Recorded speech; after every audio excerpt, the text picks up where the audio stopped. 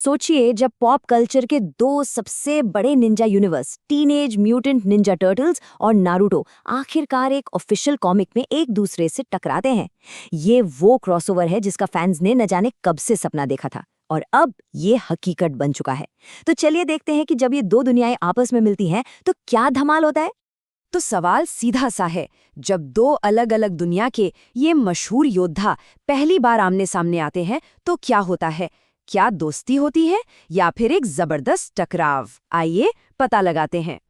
तो कहानी की शुरुआत होती है एक मिशन से जो टीम 7 को अपनी जानी पहचानी दुनिया से बहुत दूर एक अजीब और एकदम नई जगह पर ले आता है। और यहीं पर हमें पहली बार इन दो दुनियाओं का मिलन देखने को मिलता है। देखिए, एक तरफ ककाशी हैं अपने मिशन स्क्रॉल के साथ और उनके ठीक पीछे है न्यूयॉर्क शहर का वो मशहूर स्काईलाइन। ये एक ही फ्रेम में दो यूनिवर्स का परफेक्ट मिक्स है जो आने वाले एडवेंचर के लिए स्टेज सेट कर देता है। और हाँ, जगह तो नहीं है, पर हमारी टीम 7, अरे वो तो वैसी की वैसी है। नारुतो अपनी शरारतों में लगा है, सासुके को देखकर लगता है उसे कोई फर्क ही नहीं पड़ता, और बेचारी सकूरा उन दोनों को संभालने की कोशिश कर रही है। मतलब उनकी जो केमिस्ट्री है वो इस अजीब माहौल में भी कमाल की है। यहाँ इस एक लाइन से हमें कहानी के असली खतरे की पहली झलक मिलती है। अप्रैल ओनील के ये शब्द एक बहुत बड़े और खतरनाक विलन की तरफ इशारा करते हैं जिसका मकसद था म्यूटेंट निंजा की एक आर्मी बनाना। और इसी के साथ कहानी सीधे एक्शन में कूद जाती है, जहां टीम 7 का सामना होता है एक जाने पहचाने दुश्मन से, पर एक बिल्कुल अनजानी जगह पर। और एकदम से कहीं से फुट क्लैन के सैनिक निकल आते हैं। उनका मकसद एकदम साफ है, उन्हें अप्रैल ओनील चाहिए। हमारे हीरोज के लिए सिचुएशन तुरंत सीरियस हो जाती है, जो इस नई दुनिया में अपने पहले असली खतरे का सामना कर रहे हैं। पर इससे पहले कि टीम 7 कुछ कर पाती, एक बहुत अजीब चीज होती है। फुट के सैनिक एक एक करके गायब होने लगते हैं। उन्हें कोई अनदेखी ताकत पलक झपकते ही ढेर कर रही है। टीम 7 तो बस हैरान परेशान खड़ी है, उन्हें समझ ही नहीं आ रहा कि आखिर ये हो क्या रहा है। और फिर वो पल आता है जिसका सच कहूं तो हम सबको इंतजार था।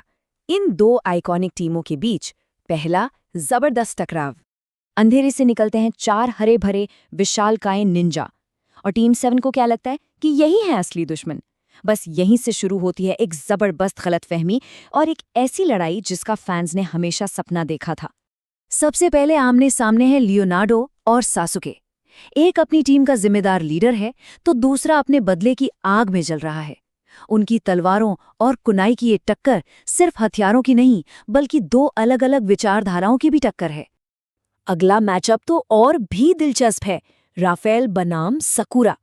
राफेल को अपने गुस्से और मजबूत शेल पर पूरा भरोसा है, पर उसे सकूरा की असली ताकत का कोई अंदाजा नहीं है। सकूरा अपनी चक्रा एनर्जी को अपने मुक्कों में फोकस करती है, जिससे उसकी ताकत जबरदस्त हो जाती है। यह है असली ताकत और तकनीक का मुकाबला। और फिर नारुतो अपना ब्रह्मास्त्र चलाता है, मल्टी शैडो क्लोन जुत्सु। एक ही पल में पूरा मैदान नारुतो के क्लोन से भर जाता है। और डोनी और माइकी का चेहरा देखिए, जरा सोचिए, उन्होंने अपनी जिंदगी में ऐसा कुछ नहीं देखा होगा।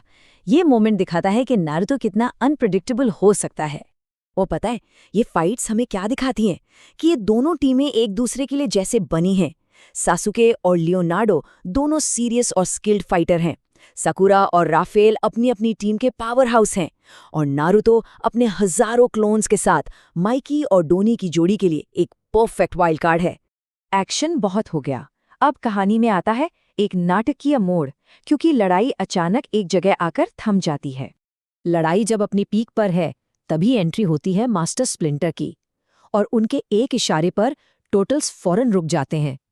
उनकी मौजूदगी इतनी पावरफुल है कि वो पूरे माहौल को शांत कर देती है और क्लाइमैक्स के लिए स्टेज तैयार करती है। लेकिन असली शॉक तो तब लगता है जब ककाशी एक्शन में आते हैं। पलक झपकने की देर थी और मैदान में हर कोई निहत्था था। ककाशी ने एक ही मूव में सबसे हथियार छीन लिए। ये दिखाता है कि वो टीम 7 के सेंसे यानी टीचर क्यों हैं। और फिर ककाशी, वो कहते हैं जिसकी किसी ने उम्मीद नहीं की थी। वो मास्टर स्प्लिंटर को उनके असली नाम से बुलाते हैं, हमातो योशी। इस एक लाइन से ये साफ हो जाता है कि इन दोनों मास्टर्स के बीच कोई गहरा पुराना नाता है। तो कहानी हमें एक बहुत बड़े सवाल के साथ छोड़ जाती है। आखिर ककाशी और मास्टर स्प्लिंटर एक दूसरे को कैसे जानते हैं? इन दोनों की दुनियाओं के बीच ऐसा क्या कनेक्शन है? इसका जवाब तो हमें अगले इशू में ही पता चलेगा।